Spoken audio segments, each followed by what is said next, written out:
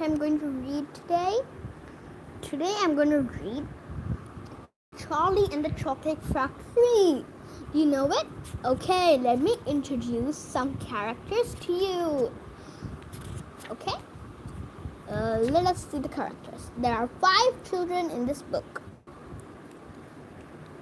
Let me tell you. Astagus Goop, a greedy boy. Actually, Augustus Group, a greedy boy. Let us see how we deal with him. Bershka Salt, a girl who's spoiled by her parents.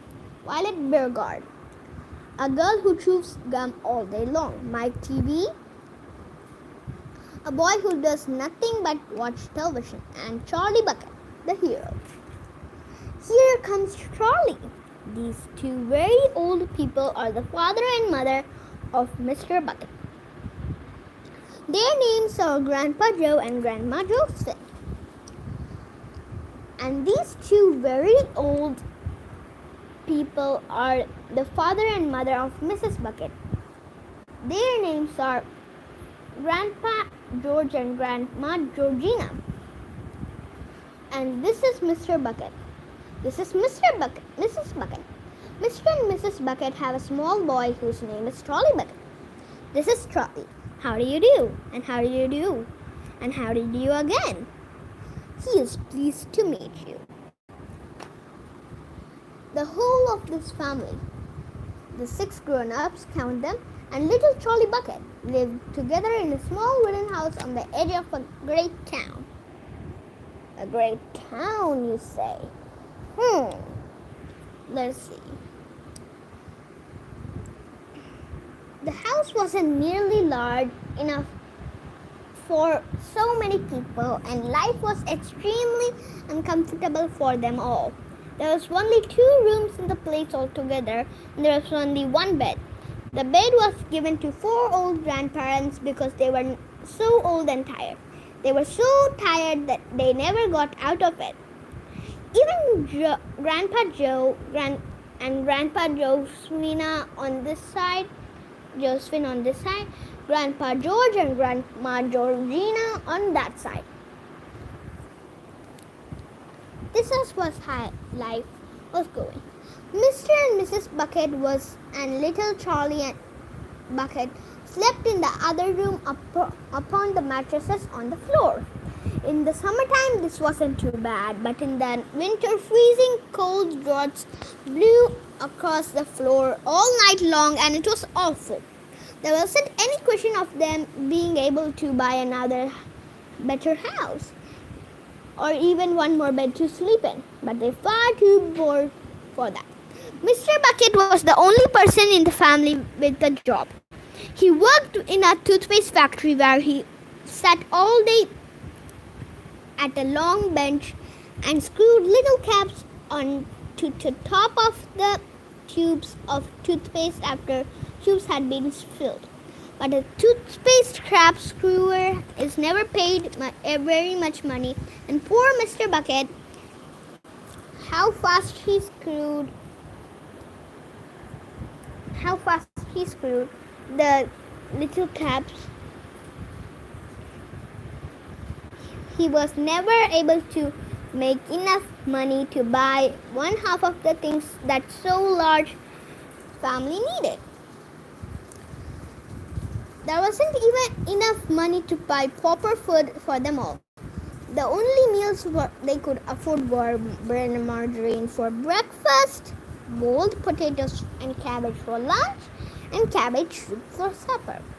Sundays were a bit better. They all looked forward for Sundays because then, although they had exactly the same, everyone was allowed a second helping. The Buckets, of course, didn't starve, but every one of them, the 2 old grandfathers, the 2 old grandmothers, Charlie's father, Charlie's mother, and especially little Charlie himself, went about from morning to night with a horrible empty feeling in their tummies. Charlie felt it worst of all. And although his father and mother often went without their own share of lunch or supper so that they could give it to him, it was still nearly not enough for a growing boy. He desperately wanted something more and filling and more satisfying than cabbage and cabbage soup. Could you even imagine your life with only eating raw cabbage and raw cabbage soup? Can somebody even dream about that? It's a so horrible life. Can somebody even tell me that you are eating in cabbage soup? You have to be. I can't tell that one. Okay. The one thing he learned for any more than anything else was chocolate. Walking to school in the mornings, Charlie could see great slabs of chocolate piled up high in the shop windows, and he would stop and stare and press his nose against the glass, his mouth watering like mad. Many times a day, he would see other children taking bars of creamy chocolate out their pockets and munching them greedily. And that, of course, for pure torture. Sorry. Only once a year on his birthday did Charlie Bucket ever get to taste a bit of chocolate. The whole family saved up their money for that special occasion. And when the great day arrived, Charlie was always presented with one small chocolate bar to eat on all by himself. And each time he received it on those marvelous birthday mornings, he would place it carefully in a small wooden box that he owned and the treasure as it is though it were a bar of gold, solid gold, and for the next few days he would allow him to look at it but never touch it. Then at last, when he could never stand it no longer, he would peel a tiny bit of paper wrapping and at one corner expose a tiny bit of chocolate, and then he would take a tiny nibble, just enough to allow this lovely sweet taste to spread out slowly over his tongue. The next day he would take another tiny nibble, and so on. And in this way, Charlie Bucket would make his 6-penny bar of birthday chocolate last him for more than a month. But I haven't told yet you about one awful thing that tortured little Charlie, the lover of chocolate, more than anything else. This thing for him was far worse than seeing slabs of chocolate in the shop windows or watching other children munching chocolate bars of creamy chocolate right in front of him. It was the most terrible, torturing thing, and it was this. Da-da-da-da. In the town itself, actually within the site in which Charlie lived, in the house of the Charlie lived, there was an enormous chocolate factory. Just imagine that. Are you imagining that? Did you imagine it? Can I continue? Oh, I think you imagined it. Okay, bye. And it was simply it wasn't just simply ordinary chocolate factory either. It was the largest and most famous chocolate factory in the whole wide world. It was Wonka's factory, owned by a man called Mr. Willy Wonka, the greatest inventor and maker of chocolates that there has ever been. And what a tremendous, marvelous place it was.